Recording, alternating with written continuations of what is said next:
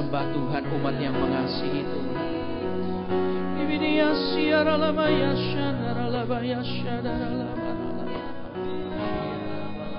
Mari serahkan bebanmu kepada Tuhan Yesus.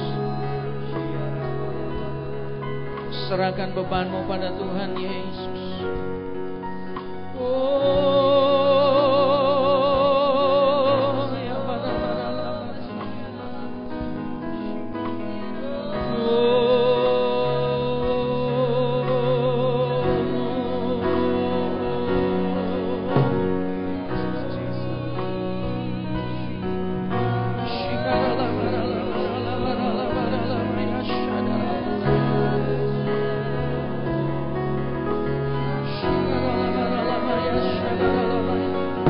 Angkat wajahmu, pandang Yesus. Serahkan bebanmu.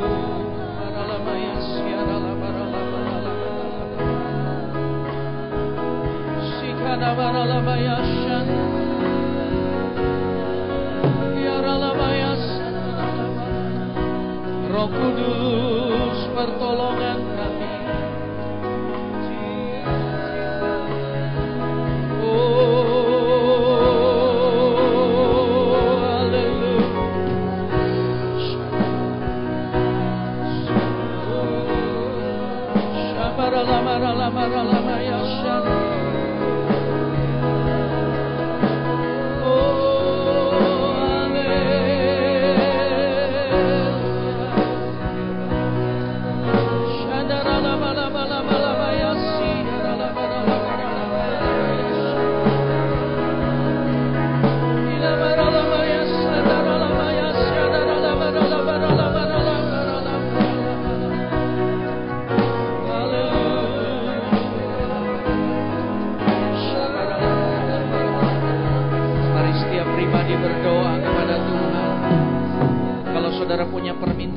Saudara boleh berdoa sambil mengangkat tangan kananmu. Letakkan tangan kirimu di dada. Ingat, pertolonganmu tidak pernah datang dari jauh. Pertolonganmu datang dari Allah yang telah menjadikan engkau anaknya.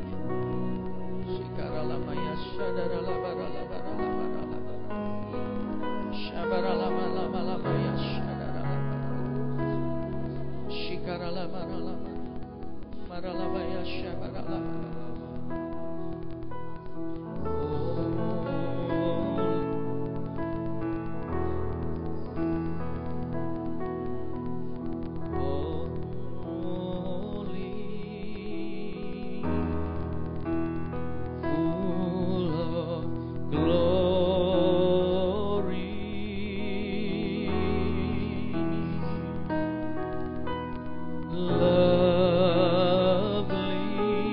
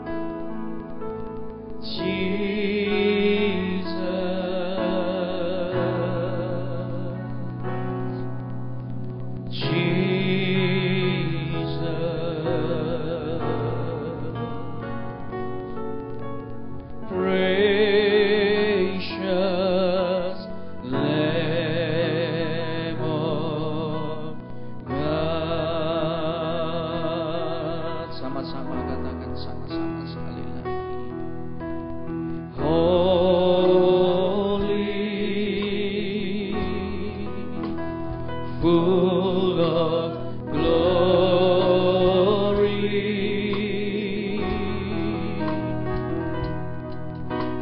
lovely,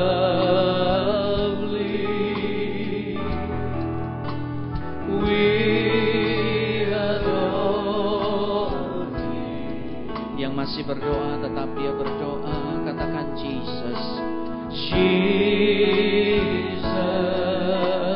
oh Jesus,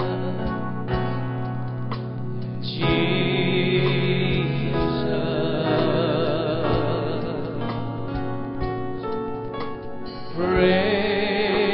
precious Lamb of God, you are wonderful. You are wonderful,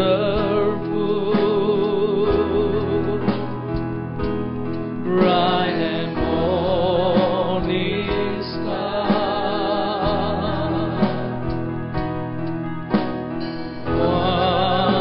wonderful, Prince of Peace you are. Panggil namanya, katakan Jesus, oh Jesus, Jesus, precious, precious Lamb of God. Mari angkat tangan, katakan worthy, worthy.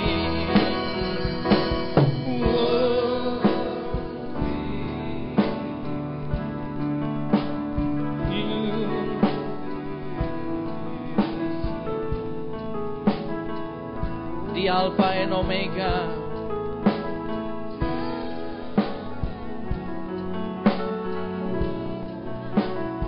katakan worthy, worthy,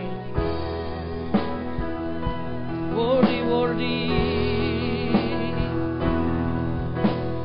worthy, worthy, worthy is the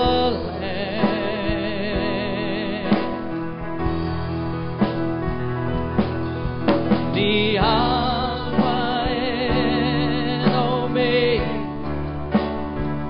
great I am. Katakan worthy, worthy.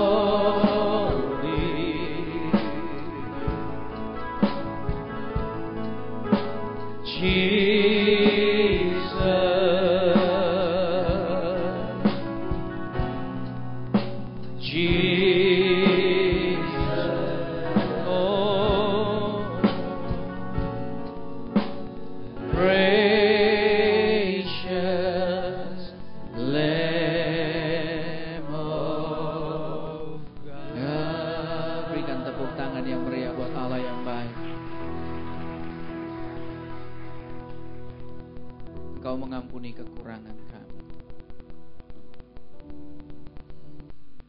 Dan biar Roh-Mu yang kudus menguduskan kami.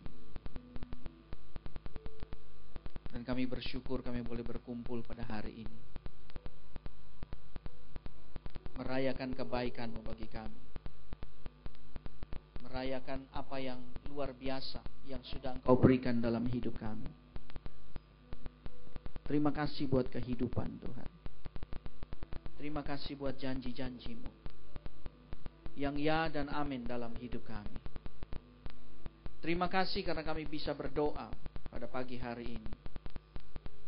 Dan kami percaya tidak ada doa yang lalu begitu saja, tetapi semuanya naik ke hadapan-Mu dan Engkau memberkati kami.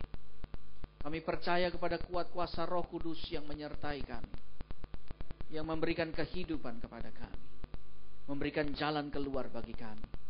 Terima kasih untuk kekudusan-Mu yang hadir di tempat ini Bapa di surga. Dan pada siang hari ini kami mau dengar firman-Mu. Kami menyerahkan tubuh jiwa roh kami ke dalam tangan-Mu. Dan biar Engkau yang beracara. Dan kami percaya hidup kami diberkati, doa kami dijawab, hidup kami penuh dengan kemuliaan Tuhan. Dan semua yang diberkati Tuhan bersama saya katakan amin. Berikan tepuk tangan yang paling meriah buat Allah yang baik. Silakan duduk saudara. Shalom. Saudara boleh siapkan Alkitab saudara dan catatan saudara. Kita akan angkat sama-sama Alkitab kita bersama-sama. Haleluya. Haleluya. Mari kita angkat sama-sama Alkitab kita. Kalau saudara bawa Alkitab saudara dalam handphone, angkat saja handphone saudara. Dan mari sama-sama kita ucapkan. Kalau saudara lupa bawa Alkitab, angkat saja tangan kanan saudara. Kita bukan ini hukuman, tapi kita akan mengimani apa yang kita dengar. Mari ucapkan bersama saya. 2, 3. Ini Alkitab saya jadi seperti yang Dia katakan. Saya dapatkan apa yang Dia sediakan.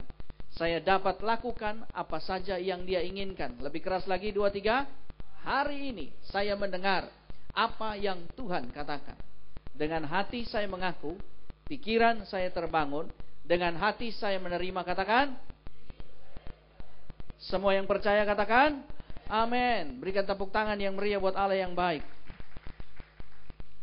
Saudara, itu akibatnya kalau selalu menyanyi lagu yang baru dan tidak punya standar pada musik yang sebenarnya. Akhirnya begitu nyanyi lagu standar, semua kacau balau. Oke, kita beri tepuk tangan yang meriah dulu buat musik yang banyak salah tadi. Mari kita buka Markus pada pasal yang ke-11, pada ayat yang ke-12 sampai ayatnya yang ke-14. Markus pasal 11 ayat 12 sampai 14. Dan tolong ayatnya yang selalu didahulukan, jangan disamakan sama poinnya. Ya, ayatnya yang dahulu. Nah, mari kita baca bersama-sama Markus 11 ayat 12 sampai 14. 2, 3. Keesokan harinya, sesudah Yesus dan ke-12 muridnya meninggalkan Betania, Yesus merasa lapar. Dan dari jauh, Ia melihat pohon ara yang sudah berdaun. Ia mendekatinya untuk melihat kalau Ia mendapat apa-apa pada pohon itu. Tetapi waktu Ia tiba di situ, Ia tidak mendapat apa-apa selain daun-daun saja. Sebab memang bukan musim buah ara. 14. Maka katanya kepada pohon itu, jangan lagi seorang pun makan buahmu selama-lamanya. Dan murid-muridnya pun mendengarnya. Oke, saudara, kisah ini sering kita baca di dalam Alkitab. Dan sepertinya ada sesuatu yang aneh. Tuhan Yesus adalah seorang Yahudi. Dia seorang Farisi. Dia adalah seorang yang dilahirkan di Israel. Papa mamanya Yahudi. Dia bukan pendatang di tempat itu. Dia tahu kapan musim buah. Seperti di Gorontalo kita tahu kalau mau musim buah, kapan buah langsat musim, kapan buah durian musim, dan semuanya kita tahu. Yesus pun sama. Tetapi dalam kisah ini sepertinya Tuhan Yesus menjadi orang yang asing. Dia mencari buah ara di saat musim tidak ada buah ara. Nah, saudaraku sekalian, kita tahu bersama-sama bahwa dalam kehidupan kita, Alkitab banyak melukiskan sebuah kisah di mana membutuhkan hikmat bagi kita untuk bisa mengerti arti rohani yang kemudian bisa kita terapkan ke dalam mentalitas kita. Kalau kita hanya membaca dari sekelumit kisah ini, maka kita hanya mendapatkan bahwa Tuhan ini ada-ada saja. Mentang-mentang dia Allah, dia nyari sesuatu bukan pada waktunya, dan dia mengambil sesuatu bukan pada tempatnya. Jadi kasihanlah manusia, karena Allah kita sewenang-wenang. Sama sekali tidak. Tetapi ada arti yang sangat dalam di dalamnya. Saudara, pengertian buah ara yang sebenarnya adalah sesuatu yang sangat dalam bagi kekristenan, bagi orang percaya. Mari kita lihat ayatnya. Injil Matius pasal 24, ayatnya yang ke-32 sampai 33. Injil Matius 24, ayat 32 sampai 33. Begini bunyi firman Tuhan. Tariklah pelajaran dari perumpamaan tentang pohon ara. Apabila ranting-rantingnya melembut dan mulai bertunas, kamu tahu bahwa musim panas sudah dekat. Saudaraku sekalian, Tuhan ingin berkata, kalau kamu lihat sebuah pohon, jangan cuma lihat pohonnya, tetapi lihat siklusnya. Lihatlah sebuah kehidupan bukan hanya sebagai sebuah kehidupan yang klise yang kelihatan di depan, tetapi lihatlah apa yang menggerakkan apa yang kelihatan di depan. Lihatlah apa yang tersembunyi di belakang yang paling berarti, yang kemudian hasilnya tampak di depan. Kehidupan manusia kita terdiri dari 3. Tubuh, jiwa, dan roh. 2/3 dari bagian kehidupan kita tidaklah pernah terlihat, tetapi sangat berpengaruh. Itu sebabnya saudara, kita membutuhkan didikan mentalitas yang baik. Kita membutuhkan kedisiplinan yang baik. Tidak ada satu orang yang ketika dia lahir dia sudah jadi polisi ataupun dia jadi tentara. Tidak ada satu orang pun ketika dia lahir dia dapat menjalankan kebenaran dengan baik. Tetapi seorang untuk menjadi seorang yang penuh disiplin seperti polisi, tentara, dia memberikan dirinya ke dalam situ. Memberikan mentalitasnya untuk diluruskan kembali di dalam segala perkara. Saudaraku sekalian, pohon ara tidak hanya berbicara tentang pohon itu sendiri. Tetapi Tuhan berkata bahwa perhatikan, jika pohon ara mulai bertunas, sesuatu akan terjadi. Akhir zaman akan terjadi. Artinya apa saudara? Saudara, ketika bangsa Israel menjadi sebuah negara, diresmikan pada tanggal 14 Mei 1948 lewat bantuan daripada Inggris yang memberikan daulat agar supaya tanah Palestina ada sebuah negara kecil yang bernama Israel. Pada hari itu, seorang yang bernama David Ben Gurion berdiri dan membacakan proklamasi negara mereka. 14 Mei 1948. Dan di saat itulah Alkitab kemudian meramalkan dengan jelas bahwa pohon ara mulai bertunas. Pohon ara adalah lambang daripada Israel. Pohon ara adalah lambang daripada Israel, daripada anak-anak Allah. Dan perhatikan, Abraham dikatakan engkau akan memiliki keturunan sama seperti pasir di tepi pantai. Dan keturunanmu juga akan banyak sama seperti bintang di langit. Di saat Abraham sedang mengalami kesulitan yang besar, dia memiliki segala perkara, tetapi semuanya belum penuh. Allah berkata, jangan khawatir, aku akan memberikan kepadamu keberhasilan yang sepenuhnya. Engkau tidak hanya memiliki banyak harta, tetapi engkau akan aku berikan keturunan. Ketika hatinya goncang, satu sore Allah memanggil dia keluar dari tendanya dan berkata, apa yang engkau lihat? Abraham berkata, aku melihat pasir. Demikianlah nanti keturunanmu. Jika engkau bisa menghitung pasir, maka engkau akan dapat menghitung keturunanmu nanti. Hari itu dia tidak punya apa-apa soal keturunan. Lalu Tuhan berkata, pandang ke langit, apa yang engkau lihat? Abraham berkata, aku melihat bintang. Kalau engkau bisa menghitung bintang, demikianlah banyaknya nanti keturunanmu. Saya percaya angka pada waktu itu masih berkisar ratusan ribu sampai 1 juta. Belum sampai triliunan atau biliunan. Tapi saudara, ketika Abraham melihat itu, dia menjadi percaya. Dan siapapun yang berasal dari keturunan Abraham secara lahiriah, dia menjadi pohon ara. Dilambangkan sebagai pohon ara. Dan siapapun yang percaya di dalam nama Yesus, diberikan kuasa untuk menjadi anak-anak Allah. Berhak mendapatkan berkat Abraham. Dia menjadi keturunan Abraham seperti bintang yang ada di langit. Berikan tepuk tangan yang meriah oleh Allah kita. Maka saudara menjadi pohon ara. Kita berbagi dasar yang sama. Sekalipun postur tubuh kita berbeda. Sekalipun warna kulit kita berbeda. Tetapi kita berbagi mentalitas yang sama. Yang berasal dari satu orang, yaitu Abraham. Dan Alkitab ingin berkata bahwa pohon ara tidak hanya berarti bahwa Israel telah merdeka. Sebentar lagi Tuhan Yesus datang. Tetapi perhatikan, pohon ara juga berarti kehidupan saudara dan saya. Kita semua, Tuhan menghendaki, Tuhan menginginkan kita mengerti akan hal ini. Gambarnya mana, tolong dibuka. Pelajaran dari pohon ara yang kering. Muter-muter. Ya. Pohon ara adalah lambang orang percaya. Berapa banyak kita percaya Yesus Kristus adalah Tuhan dan Juru Selamat. Maka engkau adalah pohon ara. Ada begitu banyak pohon ara di dunia ini. Di zaman ketika Yesus itu hidup. Di zaman ketika Yesus melakukan perjalanannya. Melakukan penginjilannya. Tahukah saudara bahwa ada begitu banyak pohon ara.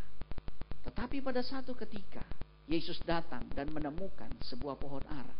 Dan dia menginginkan buahnya. Dia menginginkan buahnya. Saudara, mungkin saudara bisa berkata, ada begitu banyak orang Kristen di dunia ini. Tapi adakah engkau menyadari bahwa Yesus sedang datang kepada dirimu hari ini? Secara pribadi. Dan dia mengharapkan ada buah. Sebab dia sedang lapar. Dia bukan lapar dengan makanan. Tetapi dia lapar dengan hasil. Di mana dia telah memberikan dirinya bagi kita. Dia telah mengorbankan dirinya bagi kita. Dia merindukan sebuah perubahan di dalam kehidupan. Saudara dan saya adalah pohon ara itu. Dan Tuhan sedang datang tepat di bawah pohon ara itu. Dia sedang mencari apakah dia menemukan buah di dalamnya. Saudara, pohon kelihatan hidup adalah pohon yang penuh dengan warna hijau dari daunnya. Itulah yang Yesus lihat dari jauh dari pohon itu. Dan dia melihat sebuah kehidupan di dalamnya. Dia melihat sebuah sukacita di dalamnya. Tetapi banyak kali ketika Yesus mendekati pohon itu, apa yang terjadi? Coba kita lihat Markus pasal 11 ayat 13. Markus pasalnya yang ke-11, ayatnya yang ke-13. Dikatakan dari jauh ia melihat pohon ara yang sudah berdaun. Ia mendekatinya untuk melihat kalau ia mendapat apa-apa pada pohon itu. Tetapi waktu ia tiba di situ, ia tidak mendapat apa-apa selain daun-daun saja. Memang bukan musim buah ara. Tuhan berharap kita menjadi orang yang berbuah. Yang mengerti sejauh ini katakan amin. Mengapa? Sebab sudah menjadi sesuatu yang lumrah dan umum bahwa setiap tanaman, setiap kehidupan akan menghasilkan sesuatu yang baru, sesuatu kehidupan yang lain, ataupun sesuatu dari hasil sehingga orang berkata bahwa dia benar-benar hidup. Dan yang lebih lagi, jika pohon itu adalah pohon buah, maka semua orang akan berharap buah itu bukan buah yang asam, tetapi buah yang manis. Buah yang berguna, buah yang menyenangkan. Dan tahukah saudara bahwa Tuhan telah memberikan kepada saudara dan saya kemampuan untuk berbuah. Kemampuan untuk menghasilkan buah. Dari dalam kehidupan saudara dan saya. Kita tidak hanya ditebus untuk masuk di sorga. Kita tidak hanya ditebus dan menjadi orang Kristen dan memiliki sorga. Tetapi kita ditebus untuk menghasilkan buah. Itu sebabnya firman Tuhan berkata, hasilkanlah buah yang sesuai dengan pertobatanmu. intinya adalah jika kita hari ini percaya kepada Kristus dan memiliki sorga, tetapi belum sampai di sorga, itu berarti ada sesuatu yang harus kita lakukan di dunia ini. Ada sesuatu yang harus kita hasilkan dari hidup kita di dalam dunia ini. Dan apa yang kita hasilkan dari dalam hidup kita adalah buah. Adakah kita berbuah-buah yang masam di tengah-tengah masyarakat kita? Adakah kita berbuah-buah yang masam di dalam gereja kita? Adakah kita berbuah? Adakah kita memikirkan bahwa apakah buah kita adalah buah yang layak dan baik untuk diterima dan menjadi berkat? Ini yang penting, saudara. Pada Markus 11 pada ayat yang ke-13 juga dikatakan bahwa Tuhan mencari bukan pada musim buah. Ini sangat aneh. Bukankah dalam perjanjian lama firman Tuhan berkata bahwa di dalam Mazmur pada pasal yang pertama pada ayat yang ketiga, coba kita buka bersama-sama.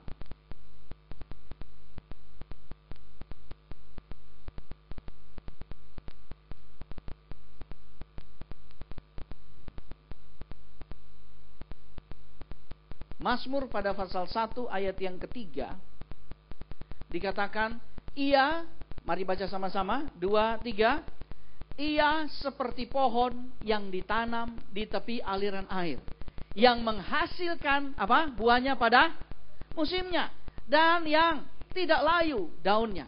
Apa saja yang diperbuatnya berhasil. Setuju, katakan amin. Tepuk tangan yang meriah buat Allah yang baik. Apa saja yang diperbuatnya berhasil. Tetapi berbuah pada musimnya. Sekarang orang Kristen, anak Tuhan, pohon ara, dipaksa Tuhan Yesus berbuah terus. Enggak pandang musim. Mengapa? Mengapa harus seperti itu? Saudara, sebab nomor 1, kita selalu berdoa untuk buah.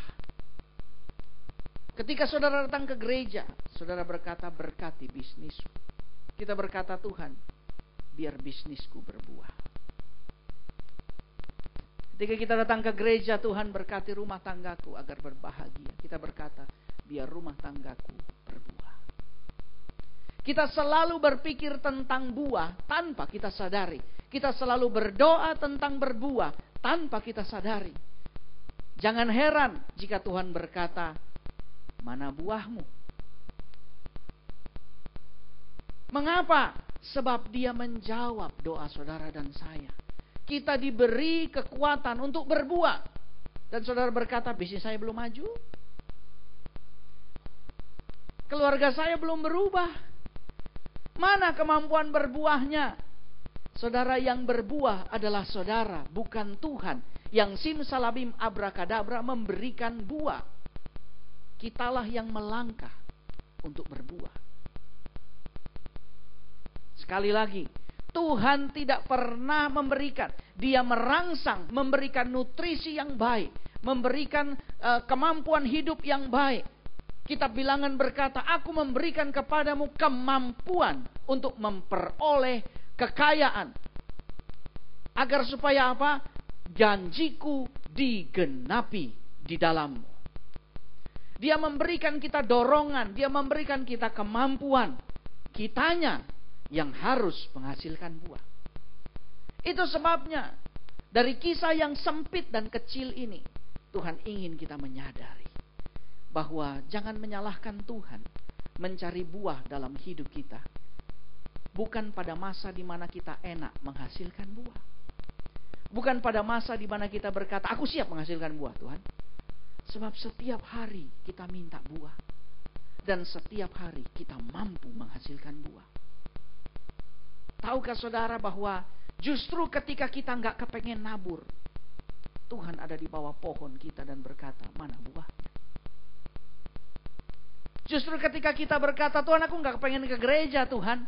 Di saat itu Tuhan ada di bawah pohon kita dan berkata, di mana buah kesetiaannya? Justru ketika kita sedang bermalas-malasan dan berharap, biar jo Tuhan kita malas, yang penting Tuhan berkati. Saat itu Dia ada di bawah pohon dan berkata, di mana buah keuletanmu? Aku mencarinya. Saudara, kekristenan tidak bicara tentang berdoa. Semua agama punya cara berdoa.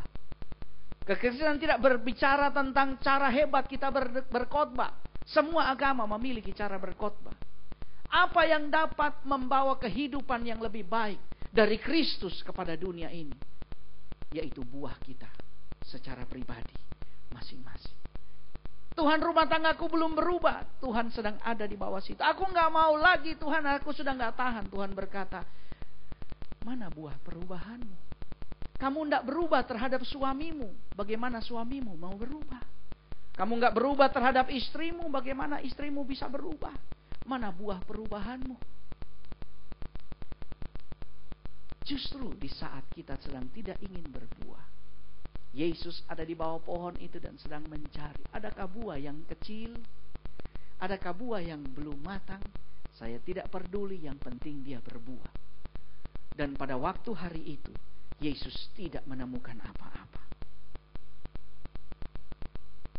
Saya berdoa agar ketika Tuhan ada di bawah pohon kita, di bawah pohon kehidupan kita, dia menemukan buah. Sekalipun kecil, sekalipun belum matang, sekalipun belum sempurna. Dan saya percaya dia akan tersenyum dan berkata, buat dia, aku akan buat pohon ini lebih banyak berbuah. Aku akan menggali parit di sekelilingnya dan memberikan dia cukup makanan, agar supaya dia semakin berbuah. Saudaraku sekalian, mungkin bagi saudara ini adalah hal yang memberatkan. Mengapa? Setiap hari saya beritahu, justru kalau engkau menyadari bahwa engkau bisa semakin diberkati tiap hari, engkau harus senang dengar berita ini. Sebab engkau punya kesempatan diberkati setiap hari. Ratapan 2 ayat 22 dan 23 kalau tidak salah. Ratapan 3, sorry. Ratapan 3, kasih Tuhan selalu baru itu. Ratapan 3 ayat 21 sampai 23. Mari kita baca bersama-sama. 2, 3. Tetapi hal-hal inilah yang kuperhatikan. Oleh sebab itu aku akan berharap. Tak berkesudahan kasih setia Tuhan. Tak habis-habisnya rahmat-Nya. Selalu baru tiap pagi. Besar kesetiaan-Mu. Berikan tepuk tangan yang meriah buat Allah yang baik. Setiap hari. Entah engkau sakit atau sehat.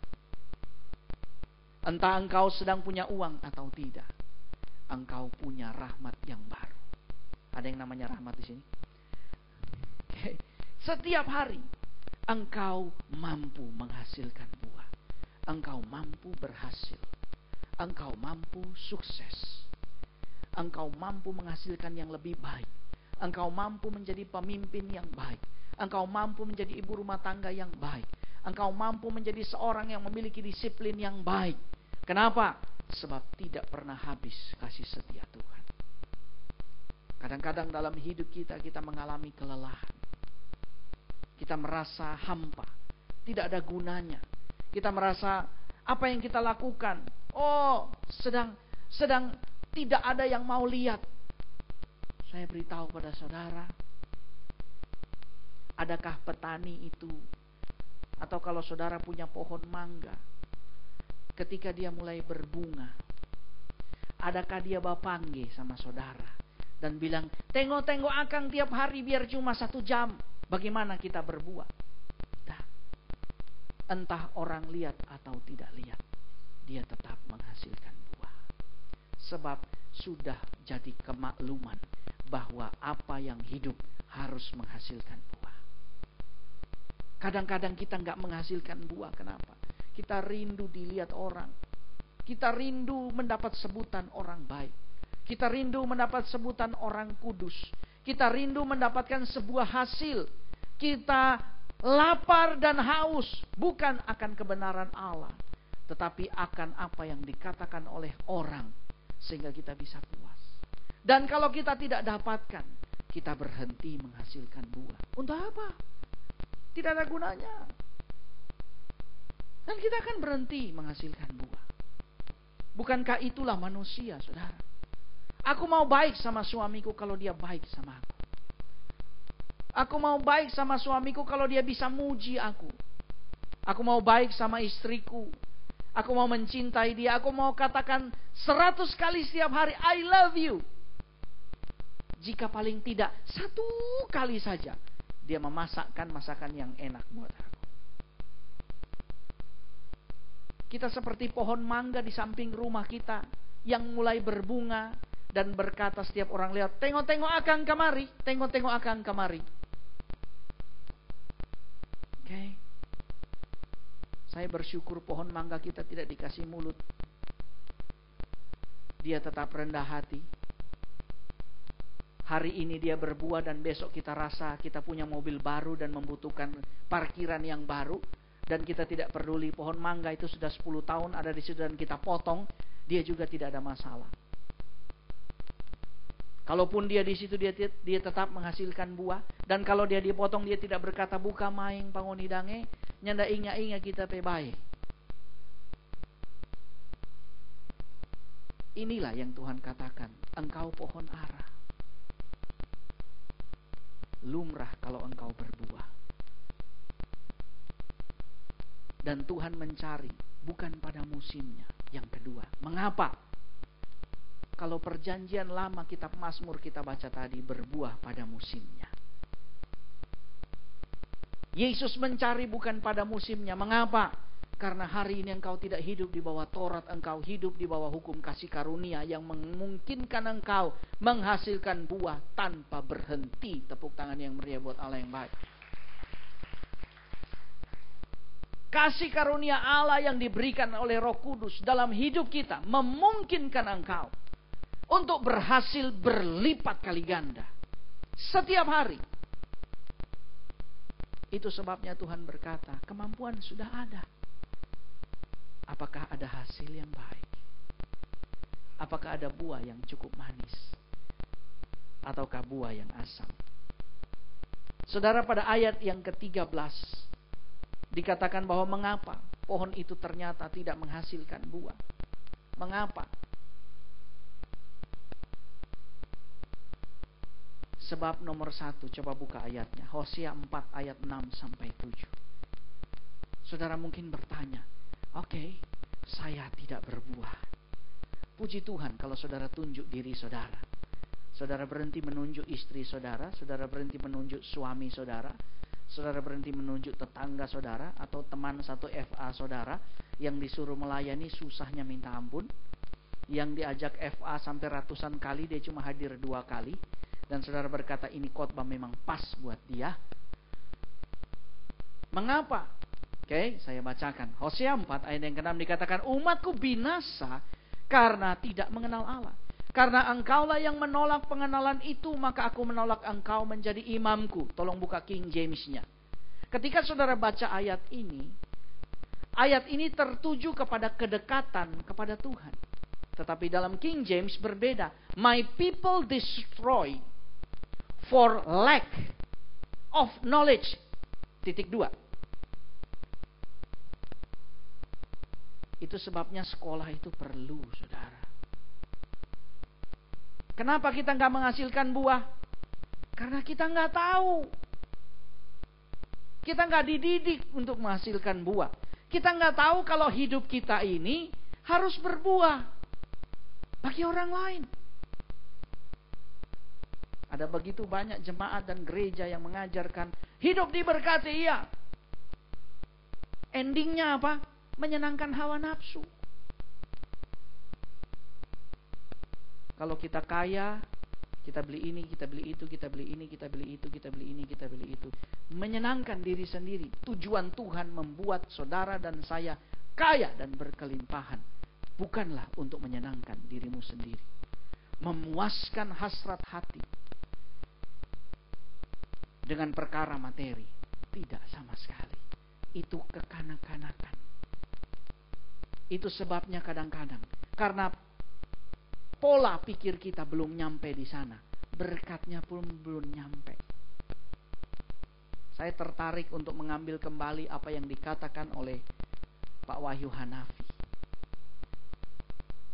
Ketika dia menginginkan sebuah kelimpahan, semata-mata agar supaya dia bisa memberi kepada Tuhan lebih lagi. Dan ketika para perancang keuangannya bekerja, dia melihat bahwa para perancang keuangannya memproyeksikan keuntungan sekian juta dolar. Langsung perpuluhannya sekian. Dalam 6 bulan target itu terlewati. Mengapa? Sebab porsi itu tidak lagi kepada diri sendiri. Sebab buah tidaklah dimakan oleh pohon itu sendiri. Buah itu berguna bukan oleh pohon itu. Buah itu berguna bagi orang lain. Yang mengerti sejauh ini katakan amin. Tuhan pasti memberkati saudara. Sejauh di mana saudara dapat mulai berpikir di luar daripada dirimu sendiri. Banyak orang tidak bisa naik karirnya. Dari dulu ada di situ terus. Kenapa? Sebab dia berpikir kepada keegoisan dirinya. Bikin apa kita datang tepat waktu? Siapa? Yang sana kok masih belum? Bikin apa? Kita mesti kerja lebih bagus dari orang lain. Siapa? Sele itu yang sananya tidak kerja bagus-bagus, naik terus DP pangkat. Kita nggak bisa berbuah. Kita terfokus kepada diri kita sendiri. Dan kita berhenti untuk berbuah. Kita tidak punya pengetahuan bahwa hidup itu harus menghasilkan buah.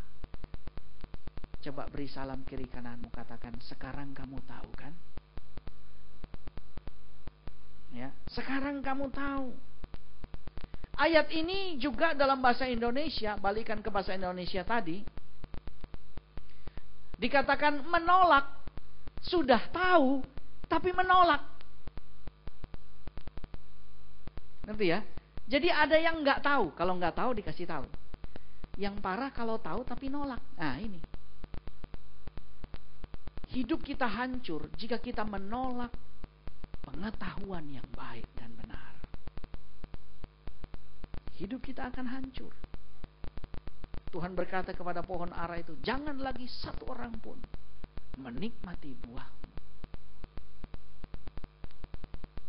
Saya percaya tidak ada satupun dari kita yang menolak pengetahuan untuk berbuah. Katakan amin. Semua menerimanya. Katakan amin. Karena dari situlah doamu dijawab. Amin. Berikan tepuk tangan yang meriah buat Allah yang baik. Saudara mungkin tanya, gimana sih orang yang nolak? Saudara, tanpa sadar kita bisa menolak. Kenapa? Kita menolak untuk berbuah padahal kita tahu kita harus berbuah. Mengapa? Sebab kita takut menjadi rugi. Kita terfokus pada diri kita sendiri. Kita menolak untuk berbuah. Sorry kita masih ada harga diri dok. Biar anak so ampa. Sorry masih ada harga diri kita. Kita menolak untuk berbuah. Kita menolak untuk melakukan yang baik dan yang benar. Kita menolak untuk lebih percaya kepada Tuhan. Karena kita takut menjadi rugi. Saya beritahu, apapun yang engkau korbankan karena sebuah kebenaran di hadapan Kristus, Tuhan akan menggantinya. Mengapa? Sebab dia katakan, aku Allah yang tidak pernah berhutang. Berikan tepuk tangan yang meriah buat Allah yang baik. Tidak pernah berhutang. Ketika Tuhan menyuruh untuk memulai jemaat ini, kami ada di gereja yang lama. Kami mengemukakan kebenaran. Tapi tidak ada yang mau terima. Dan kami tinggalkan. Memulai sesuatu yang baru tanpa apa-apa. Dan bisa jadi seperti hari ini. Kenapa? Karena Tuhan tidak pernah berhutang. Apakah kita takut melakukan kebenaran? Hanya karena kita terancam hajat hidup kita. Tempat kita makan, belanga kita. Kita takut. Kita khawatir kehilangan orang-orang yang kita anggap dapat membantu kita. Kita khawatir kehilangan sumber dalam hidup kita. Dan kemudian kita enggan melakukan kebenaran. Kita enggan berbicara jujur. Dan kita berubah menjadi orang yang menyimpan begitu banyak hal yang buruk. Saya beritahu pada saudara, kita nggak akan bisa berbuah. Kita nggak akan melihat kehidupan yang lebih baik. Jadi kalau saudara di luar sana, orang berkata, bukan main hebat gereja Betani. Saya mau beritahu pada saudara, saudara akan jauh lebih hebat daripada gereja ini. Kalau kita putuskan bahwa aku tidak akan pernah menolak untuk berbuah, katakan amin. Saya akan melihat dalam tahun ini hidup saudara akan meningkat. Luar biasa. Umur gereja ini 9 tahun. Dimulai dari tidak ada apa-apanya. Dan jika engkau memulai itu hari ini, engkau akan lihat 9 tahun mendatang. Lebih dari apa yang bisa engkau bayangkan. Putuskan pada dirimu untuk menghasilkan buah. Katakan amin. Saudara, kita perhatikan yang selanjutnya. Yang kelima, tentang pelajaran ini dikatakan pohon ara harus membuang daun untuk dapat menghasilkan buah. Ada yang harus kita lepaskan dalam hidup kita agar kita dapat menghasilkan sesuatu yang terbaik. Saya sering bicara tentang kedisiplinan, saudara. Karena Gorontalo ini kasihan, banyak DP Bagoro.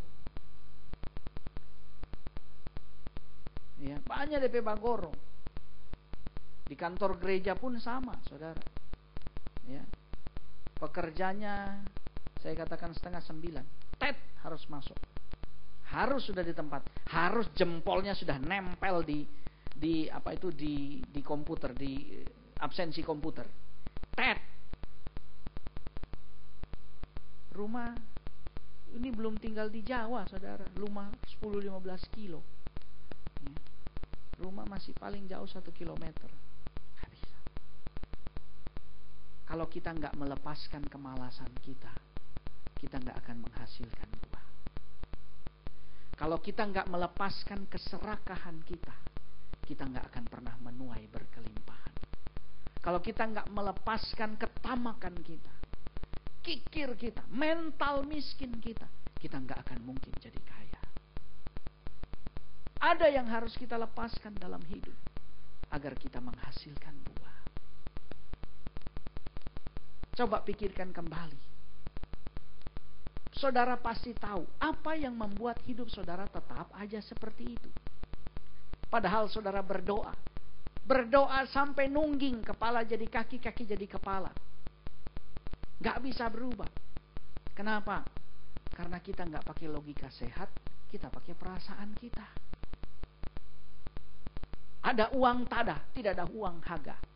Bagaimana bisa? Gak ngatur. Ya. Saya ingat ketika BPPC dibentuk, lalu kemudian terjadi kekacauan dalam harga cengkeh. Di saat itu, 1 tahun setelah kejadian itu, 3 dari kampung besar yang ada di Minahasa dinyatakan sebagai kampung miskin. Mengapa? Karena tidak mempersiapkan dengan baik. Tidak melepaskan, hura-hura terus. Tidak melepaskan kebiasaan. Coba, yang membuat kita rugi adalah kebiasaan kita. Kebiasaan itu bergantung pada perasaan. Kita so biasa ibadah di gereja yang semua putih. Kalau di gereja yang banyak itang begininya tidak biasa. Cuma kebiasaan. Okay. Dan kita gak merasa nyaman. Kita tak biasa kalau di gereja sini duduk di tengah. Ini yang di tengah orang so ambe. Aduh, rasanya ada hadirat Tuhan. Padahal cuma biasa. Ada banyak yang harus kita lepaskan. Yang mengerti katakan amin. Agar kita menghasilkan buah. Saudara, sebuah perusahaan yang kita kenal dulu dengan nama Datsun. Di era 80-an kita kenal itu Datsun Sena. Datsun Sena itu yang iklan itu Benyamin S. Almarhum, saudara. Dan Datsun Sena itu mungkin saudara bingung, Datsun Sena itu oto apa? Datsun Sena yang paling terkenal itu bermesin 1300 dan bermesin 1500 cc. Dan Datsun Sena itu kita kenal dengan sebutan otodoger. Yang suka muat-muat anjing banyak, babi utang apa semua di belakang. Bajalang dari Manado. Itu Datsun Sena sampai hari ini. Di Minahasa banyak sekali. Itu adalah mobil yang paling bisa diandalkan. Mesinnya halus, tarikannya kuat. Bodinya juga keras. Tapi itu adalah produk kenamaan terakhir dari pabrik Datsun. Dan apa yang terjadi, saudara? Di era akhir-akhir tahun 90-an, ketika perusahaan itu sudah mau tutup, seorang CEO ini memberi saran kepada komisarisnya, berkata begini, sebelum kita tutup, kita kasih libur dulu. Kita kasih libur 2 minggu sama semua perancang kita, semua desainer kita, semua yang bekerja. Bahkan kita kasih uang sama mereka buat liburan. Komisarisnya bilang, kamu gila, kita udah gak punya duit, masih ngasih pula sama orang. Enggak, coba kita kasih. Tapi setelah liburan, mereka harus kembali membawa desain mobil yang baru. CEO ini berkata, kalau mobil ini disukai, ini akan mengangkat kembali perusahaan ini. Tapi kalau mobil ini jelek dan tidak disukai, maka paling tidak ini adalah produk terakhir dari perusahaan kita. Akan tetap diingat. Dan komisaris ini setuju. Maka mereka meliburkan pekerja mereka 2 minggu. Ketika mereka kembali, mereka menemukan sebuah rancangan yang hari ini perusahaan Datsun menjadi Nissan, dan kita mengenal nama Nissan X-Trail yang mengangkat kembali nama Nissan. Saya beritahu pada saudara, ada yang harus dilepaskan dari cara kita yang lama untuk kita bisa meningkat kepada sesuatu yang baru. Pola pengaturan keuanganmu membuat engkau tidak dapat berbuah, atur kembali dengan baik. Saudara, cara menggambar alis aja tiap tahun berubah bagi wanita. Lalu cara dagang kita sama aja terus, cara kerja kita sama aja terus. Lalu kita berkata, Tuhan berkati aku. Orang Israel bilang itu gila. Gila itu berarti apa? Mengerjakan sesuatu yang sama tetapi berharap hasil yang berbeda. Itu gila. Ada yang perlu saudara lepaskan, sebab engkau mampu berbuah setiap hari. Setiap sebelum engkau tidur, pikirkan dengan baik. Apakah hari ini engkau telah mengubah sesuatu? Bukan bagi dunia, di dalam hidupmu sendiri. Dari caramu, dari tindakanmu, dari keputusan-keputusan yang engkau ambil. Ingat, Yesus ada di bawah pohon kehidupan kita dan menunggu. Kisah pohon ara. Pada satu ketika Yesus berjalan di Yeriko, dan ada seorang yang kemudian dia temukan ada naik di atas pohon ara. Dan ketika Yesus berdiri di bawah, orang Manado bilang, waktu Yesus lihat ke atas, Tuhan Yesus sudah melihat Petrus. Lalu anak sekolah minggu protes, Om, bukan Petrus, Sakius, badiangoni. Belum kelar ini cerita. Lalu Tuhan Yesus bilang, Petrus lakas kena turun dari Sakius petampa itu.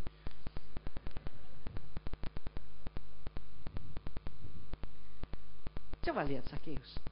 Tidak ada orang yang menyenangi dia. Ya, pendek, gemuk. Semua orang berkata kalau orang, mohon maaf, pendek, gemuk tuh licik. Sneaky. Tidak ada orang yang suka sama dia. Tapi dia menjadi pohon ara yang berbuah. Siap berbuah. Siap melepaskan apapun juga. Dan Yesus berkata, Sakius turun. Aku mau nginap di rumahmu. Bukan cuma duduk, bercerita, makan. Aku mau nginap. Tuhan Yesus belum nginap. Dia sudah berbuah. Dia berkata, ada yang aku tipu, aku kembalikan 4 kali lipat.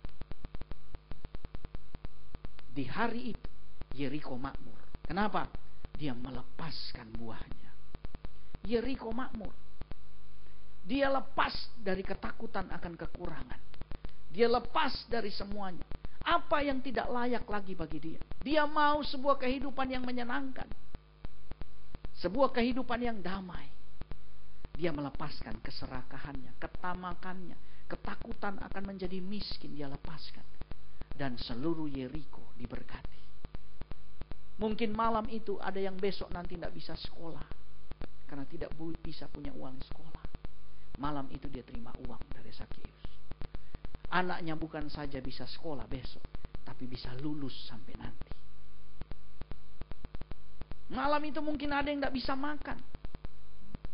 Dia terima uang dari Zakeus, dia bukan cuma bisa makan, dia bisa mulai dagang agar supaya dia tetap bisa makan. Pohon ara. Dan Yesus ada di bawah pohon aranya Zakeus. Dia berkata, Zakeus, aku tinggal dengan engkau. Siap nggak berbuah? Hari ini mungkin saudara adalah orang yang tidak menyenangkan bagi banyak orang. Saya pikir tidak ada orang yang seperti Zakeus dalam kehidupan kita. Dibenci semua orang, tinggal di kota itu tapi seperti orang asing. Tapi siang ini Tuhan ada di bawah pohon ara kehidupan saudara. Dia bertanya, maukah engkau berbuah? Maukah engkau memberi dirimu melayani dengan apa yang engkau miliki? Tuhan mau ketika engkau yang sudah melayani di gereja ini, dia bertanya, apakah juga engkau melayani orang yang ada di luar sana? Apakah engkau telah melayani dalam pekerjaanmu dengan lebih baik? Dalam karirmu dengan lebih luar biasa? Apakah engkau telah menjadi pemimpin yang baik dan benar? Menjadi pemimpin yang memimpin. Sebab saudara saya beritahu, pemimpin yang sebenarnya memimpin orang kepada kehidupan yang lebih baik. Pemimpin yang buruk adalah mengikuti semua apa yang menurut orang baik. Jika saudara punya bawahan, saudara adalah pemimpin. Ada berapa banyak daripada kita tidak mampu berbuah? Kita jadi seperti seorang yang menyimpan talenta itu di dalam tanah. Dan kemudian berkata, aku takut. Kenapa? Sebab ada kejahatan di atas hidupku. Tuhan itu jahat. Minta apa yang tidak dia punya, ambil apa yang bukan dia berikan. Dan kita simpan. Saudara, di akhir nanti Tuhan bertanya, jangan lagi. Karena kamu tidak punya buah, jangan lagi satu orang pun menikmati buah dari hidupmu. Beri salam kiri kananmu, katakan, mulai berbuah hari ini. Amin. Sejauh ini yang mengerti katakan amin. Saudara, belajar untuk berbuah adalah belajar untuk menyalibkan diri sendiri. Tidak mudah. Tapi Tuhan, kita tahu bahwa kita harus berbuah. Kalau tidak berbuah itu tidak normal. Kalau berbuah itu normal. Dengan kata lain, pikul salib itu normal. Tidak mau pikul salib itu abnormal. Ya, pikulah salibmu. Belajar untuk mengasihi orang lain. Belajar untuk menilai mereka bukan dari apa yang kita lihat. Belajar menilai secara objektif, bukan subjektif. Biar engkau bisa mengasihi suamimu dan suami bisa mengasihi istri. Sebab kita harus berbuah. Katakan amin. Berikan tepuk tangan yang meriah buat Allah yang baik. Saya jemput kita bangkit berdiri bersama-sama. Haleluya. Saudara, apa yang menurut engkau itu indah? Adakah engkau coba berikan itu kepada Tuhan sebagai buahmu? Sebab biasanya kita banyak yang jelek-jelek yang kita kasih. Yang kita kasih buat sekitar kita. Kadang kita kasih yang pahit. Kepahitan kita lempar ke sekeliling kita. Yang kita kasih adalah kemarahan kita. Kemarahan kita lempar pada sekeliling kita. Saudara, saya mencintai kota ini. Berapa banyak yang mencintai kota ini? Amin. Biar kita jadi warga kota yang lebih baik. Kita menjadi orang yang tidak hanya berkata, oh, orang lain mau mencelakakan saya, lebih baik saya tidak dekat dengan orang lain. Oh, warga gereja itu bisa aneh-aneh nanti, saya nggak mau ikut FA. Kenapa? Takut terluka. Tahukah saudara bagaimana kita bisa menjadi orang yang kuat dan kebal? Saudara, orang kalau latihan karate, dia pukul sansak sampai dia luka. Karena begitu habis luka itu tertutup, maka tangan itu jadi keras. Karena dengan sendirinya kulit itu akan menjadi lebih tebal. Dan akan membawa keberhasilan. Kalau kita takut luka terus, saudara, dan kita akan terus terluka. Oh, biar jauh kita suni mau begini. Apa? Aduh, so susah. Dan kita tidak menghadapi kenyataan itu. Kita lari dari kenyataan. Saudara, tidak ada kemenangan tanpa peperangan. Tidak ada panji yang naik sebagai kemenangan tanpa pertempuran yang layak. Tuhan tidak pernah berkata, Daud jangan bertempur. Tuhan membiarkan Daud maju, bahkan dia berkata, kamu maju, tapi aku yang berperang, ganti kamu. Jangan lari dari kenyataan dan berharap Tuhan membuat buah. Padahal itu adalah tanggung jawab kita. Yesus adalah pokok, kita adalah caranya. Kitalah yang menghasilkan buah. Yang mengerti berikan tepuk tangan yang meriah buat Allah yang baik. Haleluya. Apapun yang terjadi dalam hidupku ini, tak pernah ku ragukan kasih-Mu Tuhan. Lewat gunung yang tinggi, dalam lembah yang curam, tak pernah ku ragukan janji-Mu Tuhan. Kau berfirman dan sembuhkanku. Kau bersabda dan selamatkanku. Tiada yang mustahil bagimu. Yesus, ku percaya padamu. Sama-sama. Haleluya. Apapun yang terjadi, apapun yang terjadi dalam hidupku ini, tak pernah ku ragukan kasih-Mu Tuhan.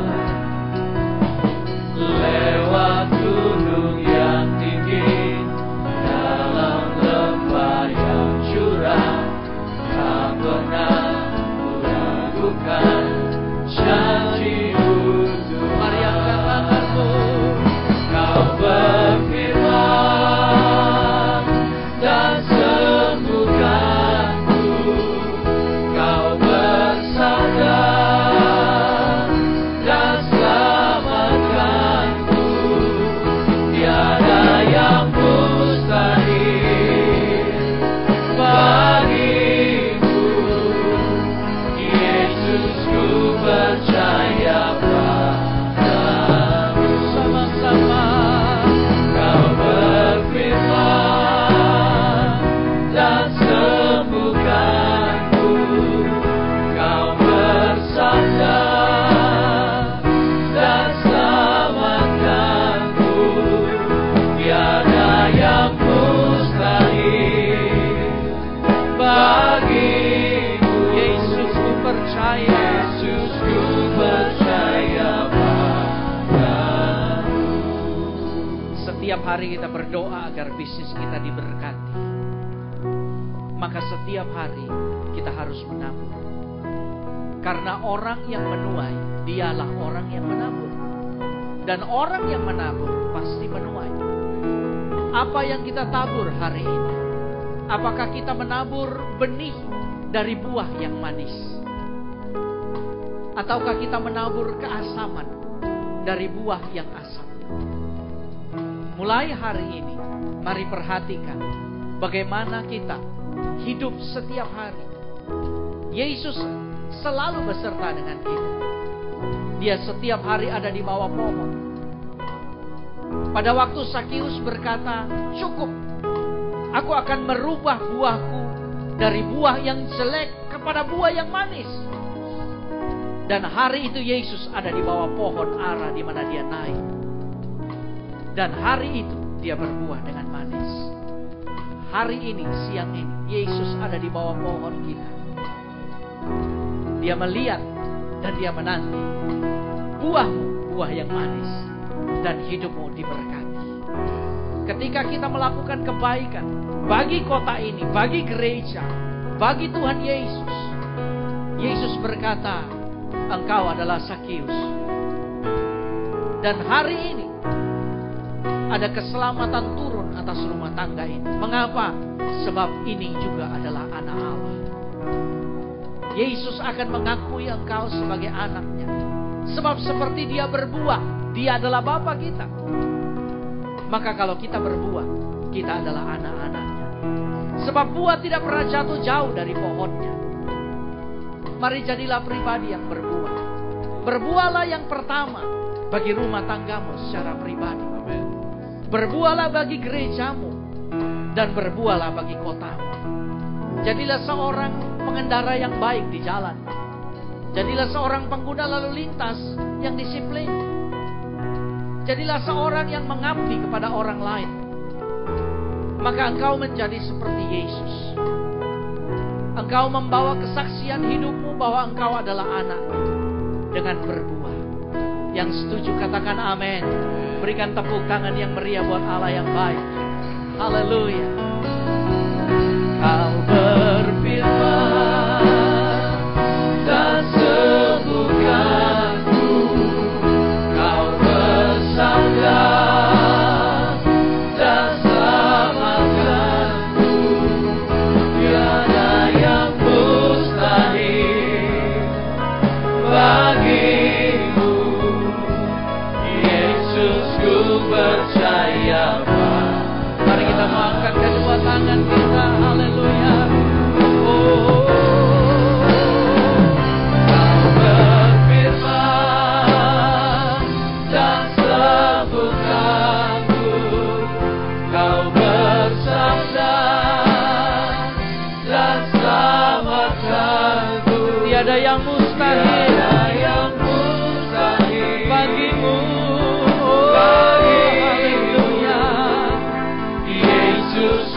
Percaya padamu Yesus, Yesus, ku percaya padamu Yesus, Yesus, ku percaya padamu.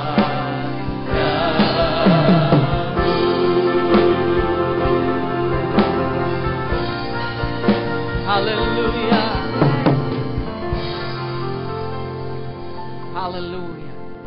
Tuhan, biar mulai hari ini kami yang belum berbuah memutuskan untuk berbuah. Dan kami yang selalu berbuah, tapi kadang-kadang buahnya baik, kadang-kadang buahnya asam. Biar kami memutuskan untuk berbuah yang manis, berbuah yang baik. Mengapa? Sebab toh kami yang akan menuai kebaikan itu sendiri. Kami percaya kepadamu Tuhan, bahwa engkau selalu ada di bawah pohon ara kehidupan kami, menantikan buah yang baik. Sekalipun mungkin masih belum matang, masih juga belum besar, tapi kami tahu ketika engkau melihat kami berusaha berbuah, engkau akan tersenyum.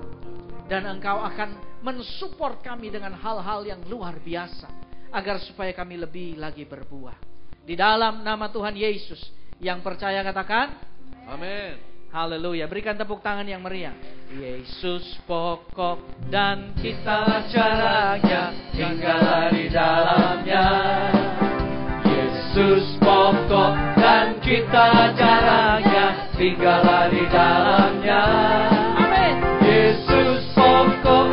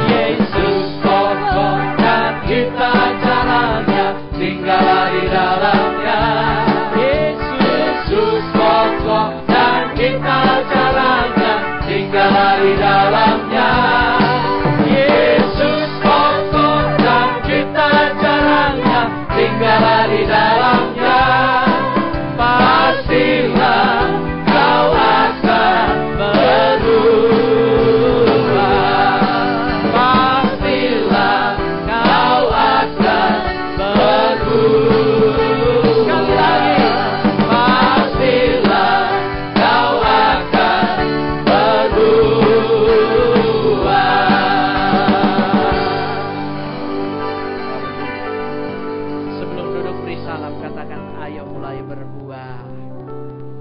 Silakan duduk saudara.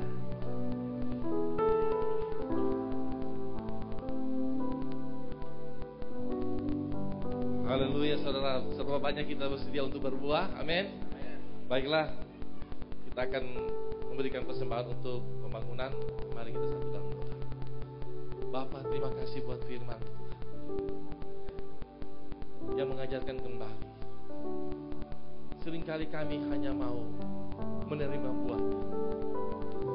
Seringkali setiap kami bangun pagi, kami hanya mengharapkan menerima buah. Tetapi melalui firman yang Kau sampaikan melalui hamba-Mu, mengajarkan kepada kami agar kami mulai berpikir untuk berbuah, sehingga kami layak untuk menerima buah itu. Terima kasih Engkau memberkati hamba-Mu yang telah melayani firman, baik pekerjaannya, keluarganya, dan teristimewa pelayanannya. Terima kasih Bapak, kami siap memberi untuk persembahan pembangunan. Engkau memberkati tangan-tangan yang memberi dengan berkat yang berlipat ganda. Dalam nama Tuhan Yesus. Yang percaya bersama saya katakan amin. Puji Tuhan saudaraku, sambil memberikan persembahan untuk pembangunan, kami membacakan informasi tambahan untuk minggu ini. Pertama, bagi jemaat yang baru pertama kali hadir bersama kami di tempat ini, tadi telah dibagikan renungan dan kupon yang saudara bisa tukar dengan minuman dingin di toko buku di lantai 1 setelah ibadah ini selesai.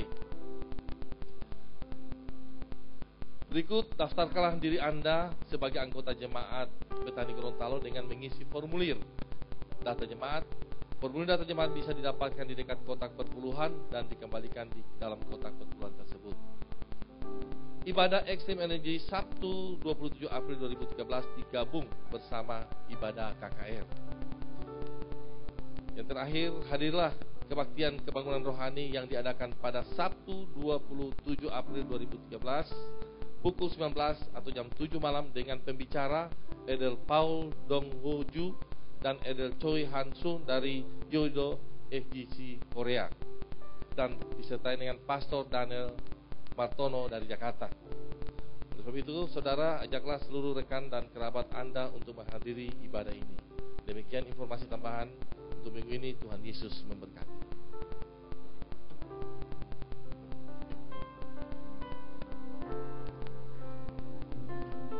Ya, jangan lupa KKR-nya ya. Ya, nanti sekolah minggunya setelah doa penutup. Dan jika saudara membutuhkan bantuan doa, setelah ibadah ini selesai, saudara boleh tampil ke depan. Kami akan berdoa buat saudara. Mungkin saudara sakit, saudara dalam masalah, saudara dalam keadaan yang kurang baik, ya, kami akan berdoa buat saudara. Mari kita bangkit berdiri. Ku tak perlu khawatir terhadap apapun. Tanganmu yang penuh kasih menopangku tanpa henti. Ku tak perlu takut untuk melangkah maju, untuk melangkah maju. Hadiratmu yang berkuasa menopangku senantiasa, seperti tiang awan yang meneduhkan dari terik siang. Hatiku selalu tenang di dalam tangan-Mu Tuhan. Katakan, seperti tiang api yang menerangi dari gelap malam. Kau menjagai hidupku dengan kebaikan. Katakan, seperti, haleluya, seperti tiang awan yang meneduhkan dari terik siang.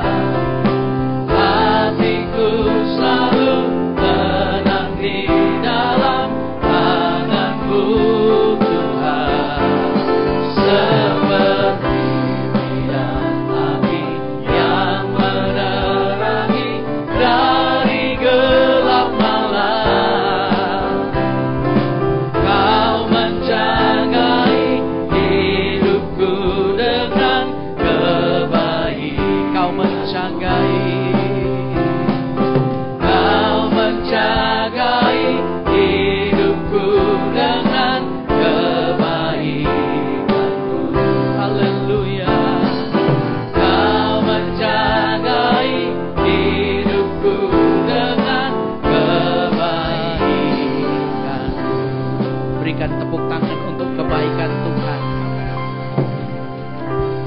Kami kembali dengan kebaikan Tuhan dalam hidup kami. Kami hari ini tahu bahwa kalau kami menghasilkan buah, kami telah menjadi manusia yang sesungguhnya. Kalau kami melepaskan keegoisan, melepaskan keinginan-keinginan daging kami, ketakutan kami untuk disakiti, dan kami menghasilkan buah, kami benar-benar menjadi anak-anak-Mu Tuhan. Terima kasih Bapa di surga. Biar firman ini kuat tertanam dalam hidup kami. Untuk mereka yang sedang berada dalam masalah, Tuhan, biar mereka berbuah di tengah kesulitan itu. Dan kami percaya, ketika mereka melangkah dalam iman untuk berbuah, Engkau membuat mereka menang. Engkau membuat mereka diberkati berlipat kali ganda. Kami percaya Tuhan, kami akan melihat perubahan dalam tahun ini. Di dalam ekonomi kami, di dalam pekerjaan kami, di dalam karir kami, dalam segala perkara dalam hidup kami. Kami akan melihat perubahan yang luar biasa. Karena nama-Mu ada dalam hidup kami. Perintah-Mu ada di atas kepala kami. Engkaulah yang memberkati kami untuk menghasilkan buah yang lebih lagi daripada hari-hari kemarin. Mari sama-sama kita buka tangan kita.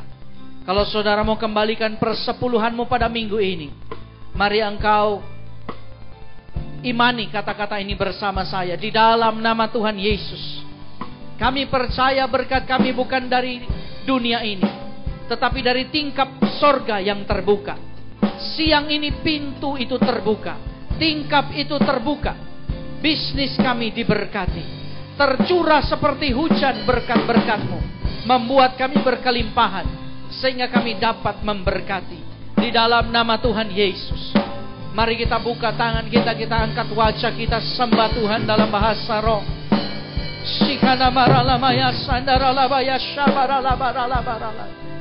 Sikana maralamaya siaralabarala. Diberkatilah engkau, tuh engkau masuk dong, tuh engkau keluar. Allah, kita melihat kepada-Mu melimpahkan sejahtera dalam segala waktu. Dia memberkati lumbung yang disiapkan bagi hidup-Mu. Diisinya melimpah-limpah dengan hasilnya. Dan memberkati kedua belah tangan-Mu yang terbuka terangkat untuk dia. Apa saja dikerjakan tangan itu, Tuhan Yesus membuatnya berhasil. Biar berkat ini tercurah mulai siang ini sampai Maranatha. Tuhan datang kembali.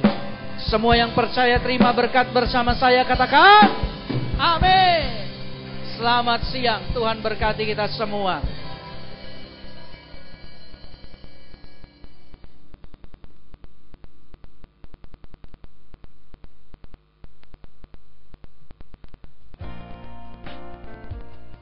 Heavenly Father, we love your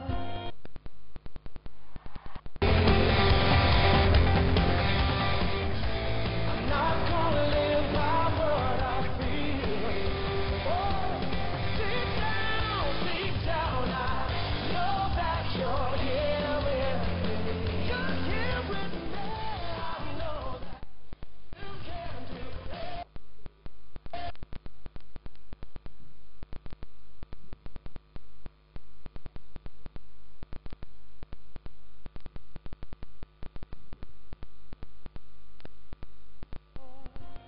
Precious name,